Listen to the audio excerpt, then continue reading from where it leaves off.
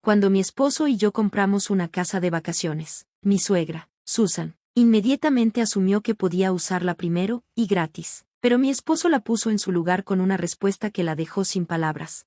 Vivimos en Santa Clarita, California, y después de ahorrar durante casi 10 años, finalmente compramos una pequeña casa de vacaciones en Big Bear Lake. No era lujosa, pero era tranquila, exactamente lo que queríamos. Susan siempre ha sido controladora, no grita ni hace berrinches, pero sabe manipular a la gente con sus palabras. Un domingo, la invitamos a ella y a mi suegro a almorzar y compartimos nuestra gran noticia. Al principio no dijo nada, y luego, con toda naturalidad, anunció que, como era la matriarca, debería ser la primera en usar la casa y, por supuesto, no pensaba pagar. Me reí, pensando que estaba bromeando. No lo estaba, pero mi esposo no se quedó callado. Dejó su tenedor sobre la mesa y le dijo: no puedes llamarte matriarca cuando nunca te lo has ganado. Manipulas a la gente para que gire a tu alrededor, pero eso no es liderazgo, es control basado en la culpa. Esta casa es nuestra, no tuya, y si intentas manipular a mi esposa o actuar como si lo que tenemos te perteneciera, cambiaremos las cerraduras de ambas casas. Susan se puso pálida, se levantó, sin decir una palabra por primera vez en su vida, y se fue con mi suegro, quien le dio a mi esposo una pequeña inclinación de cabeza antes de seguirla. Pero no terminó ahí. Días después, la hija de Susan, Melanie, nos preguntó si podíamos dejar que su mamá usara la casa para el Día de las Madres. Luego, otros familiares empezaron a opinar. Susan incluso hizo una publicación en Facebook quejándose de cómo los hijos olvidan los sacrificios que hicieron sus padres. La gota que derramó el vaso fue cuando una amiga de la iglesia me llamó para preguntarme si podía usar nuestra casa de vacaciones para un retiro de oración. Cuando le pregunté de dónde había sacado esa idea, me dijo que Susan se la había ofrecido. Ahí supe que Susan no se había rendido, solo se estaba reorganizando. Y luego pasó algo peor. Unas semanas después, recibimos una canasta de regalo en el porche de nuestra casa en Big Bear, con una etiqueta que decía: bienvenida, matriarca. Dentro había un itinerario para un fin de semana que Susan había planeado, para ella misma. ¿El problema? Nunca le habíamos dado la dirección. Después de investigar, descubrí que mi cuñada, Melanie, quien había notariado nuestro papeleo, había copiado y enviado la escritura a Susan en secreto. Furiosa, enfrenté a Melanie, pero ella lo tomó a la ligera, como si no fuera gran cosa. No iba a dejar que nos tomaran el pelo. Esa misma noche, reservé la casa por 3 meses, rentándola a amigos y compañeros de trabajo por solo $1 para tener un registro legal, y además instalé cámaras de seguridad. Entonces, una mañana, vi algo impactante en la transmisión en vivo de las cámaras: Susan, arrastrando una maleta, usando una llave para entrar directamente a nuestra casa. Sin dudarlo, llamé a la policía. La encontraron dentro, bebiendo vino con una bata puesta, nuestra bata. Cuando le preguntaron quién era el dueño de la casa, ella afirmó que era una propiedad familiar, pero los papeles demostraron lo contrario, así que la escoltaron fuera y le prohibieron volver a la propiedad. Eso debería haber sido el final, pero Susan no se detuvo. Comenzó a difundir mentiras sobre nosotros, diciendo que la habíamos engañado para quitarle la casa. Algunos familiares incluso le creyeron. Luego, en el trabajo de mi esposo, recibieron un mensaje anónimo acusándolo de fraude financiero. Y cuando pensábamos que no podía empeorar, un amigo que trabaja en seguros de títulos descubrió algo aterrador. Melanie había intentado presentar una enmienda a nuestra escritura para registrar a Susan como beneficiaria secundaria. El condado la rechazó, pero el simple hecho de que lo intentara era aterrador.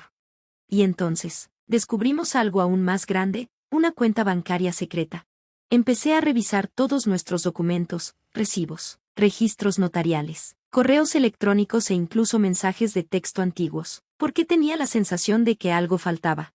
Luego lo encontré: una alerta bancaria antigua de una cooperativa de crédito regional en San Bernardino. Era de cuando estábamos finalizando la compra de la cabaña. No reconocí el número de cuenta, pero vi que la cuenta estaba a nombre de mi esposo y de su madre. La miré fijamente durante un largo minuto. ¿Por qué mi esposo compartiría una cuenta bancaria con su mamá?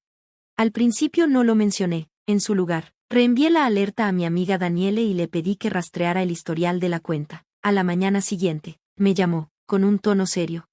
Esa cuenta se abrió 4 meses antes de que compraran la cabaña, dijo. Se utilizó para transferir $1,150 en 2 ocasiones, una a su nombre y otra a nombre de ella. Parece que Susan la abrió usando todos los datos completos de tu esposo: su nombre, número de seguro social, identificación, Todo, si él no lo autorizó. Esto es robo de identidad.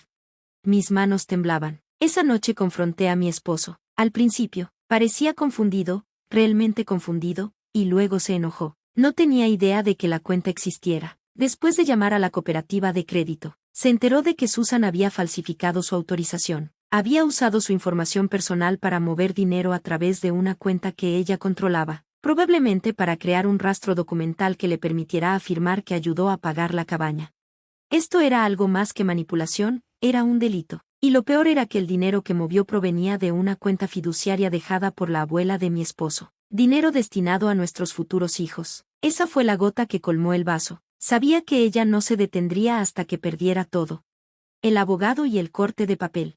Contratamos a un abogado firme, uno con mirada seria y una tarifa por hora elevada, pero exactamente lo que necesitábamos. Él redactó una carta de cese y desistimiento que exigía la restitución y documentaba las transacciones bancarias falsificadas. También incluimos una declaración jurada de la cooperativa de crédito que confirmaba que Susan se había hecho pasar por mi esposo. Adjuntamos documentos sobre el fraude en la escritura y el reporte policial por allanamiento. Todo respaldado por imágenes en vivo de las cámaras de seguridad.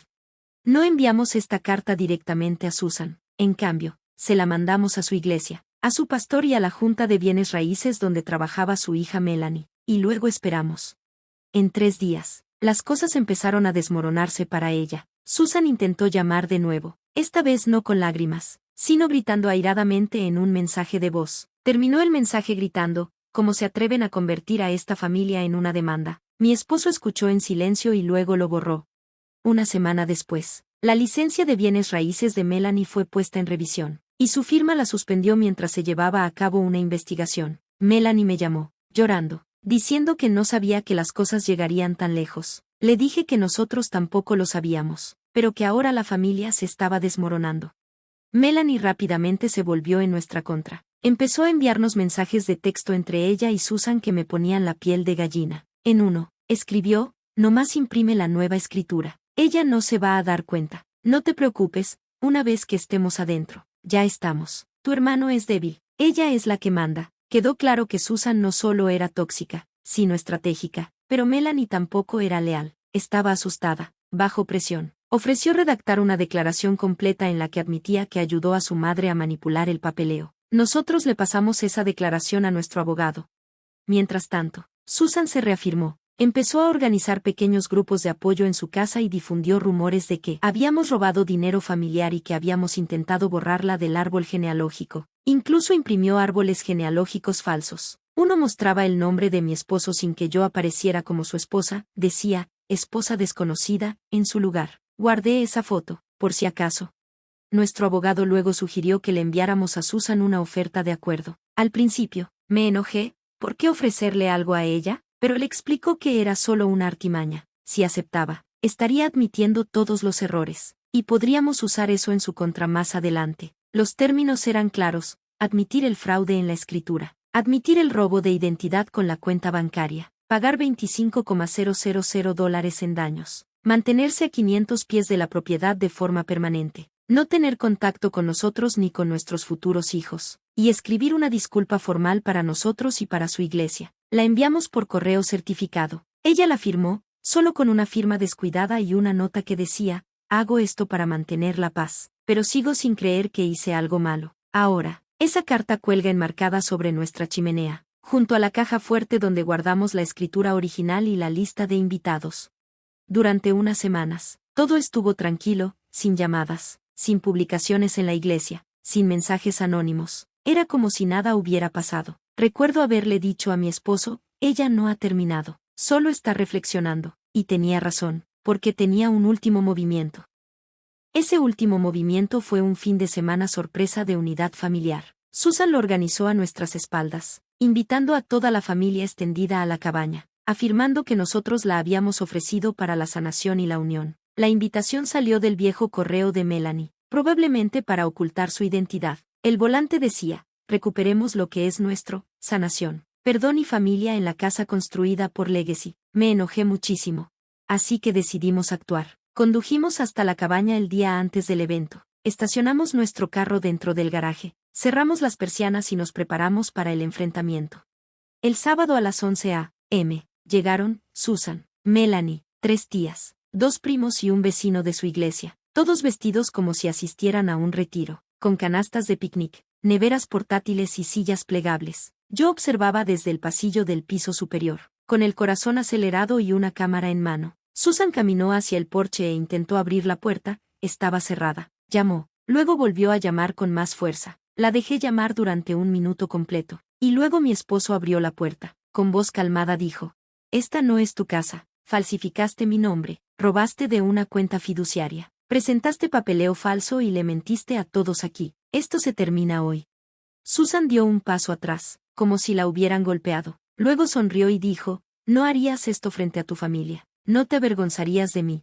Mi esposo respondió: «Ya te avergonzaste a ti misma». Sacó una carpeta con copias de las transacciones bancarias, los documentos notariales falsos, el correo electrónico sobre tu fin de semana de matriarca y tu disculpa firmada. Se la entregó a la tía Ruth, una mujer fuerte que siempre había visto a través de Susan. La tía Ruth leyó los papeles lentamente y luego se volvió hacia Susan. «Me contaste que te habían excluido, que estabas inestable, diciendo que yo era el responsable de romper a la familia», dijo la tía Ruth. Finalmente, Susan habló: «Solo intentaba proteger el legado de nuestra familia. Esta casa debería ser para todos, no estar clausurada por tu enojo». «Melanie», gritó otro pariente, «me arrastraste a esto. Casi pierdo mi trabajo tratando de ayudar, nadie me ayuda jamás». Las mentiras de Susan se derramaron mientras miraba alrededor, con el rostro demostrando que su control se había esfumado. Luego, de manera inesperada, se sentó justo en el escalón de la entrada, en silencio. Hubo una larga pausa antes de que la tía Ruth dijera: «Ya has hecho suficiente daño. Vete a casa, Susan». Uno por uno, se fueron, evitando el contacto visual. Melanie se quedó unos minutos, disculpándose y admitiendo que se sentía avergonzada y cansada de ser controlada por su madre. Después de que todos se fueron, me senté en el porche observando cómo se derretía la nieve en el borde del jardín. Fue entonces cuando noté un parche extraño de tierra, más oscuro y suelto que el resto. Tomé una pala y cavé. A 2 pies de profundidad encontré una bolsa de plástico. Dentro había copias de las llaves de la cabaña, una lista impresa de invitados con nombres y fechas, y una nota escrita a mano: «Construyamos una familia de nuevo. No importa lo que ella diga, aquí pertenecemos». Asumí que la nota era sobre mí. Se la mostré a mi esposo. Él guardó silencio por un largo rato antes de tomar las llaves y arrojarlas al lago. Cambiamos las cerraduras de nuevo y presentamos un último reporte policial por intento de uso no autorizado y robo de identidad. Nuestro abogado nos dijo que teníamos pruebas suficientes para presentar cargos, pero mi esposo estaba demasiado agotado para continuar la lucha. Cortamos todos los lazos con ellos, bloqueamos números de teléfono, eliminamos contactos. No más vacaciones, ni más revisiones. Solo unos pocos familiares se mantuvieron en contacto, como la tía Ruth. Ella nos envía postales a veces, mensajes simples como: «Pensando en ustedes. La nieve está hermosa aquí también». A veces, reviso los viejos correos electrónicos para recordarme que lo que sucedió fue real, que realmente nos defendimos. La traición dejó una cicatriz profunda. Duele pensar en lo fácil que estuvimos a punto de ser manipulados para renunciar a nuestra paz, nuestro dinero y nuestra cordura, todo en nombre de la familia. Pero también siento alivio, porque ahora sé quiénes somos sin ella. La cabaña ahora está en paz, justo como queríamos, sin volantes, sin invitados, sin fantasmas, solo silencio. El sonido de la madera bajo nuestros pies y el crujido pacífico de una chimenea adquirida sin ataduras. Y eso, para nosotros, es la verdadera paz. Gracias por ver. Si te gustó este video, no olvides darle like, comentar y suscribirte para más historias increíbles. Activa la campanita de notificaciones para no perderte ninguna actualización. Nos encanta leer tus comentarios, así que comparte tus pensamientos abajo. Nos vemos la próxima vez. Cuídate.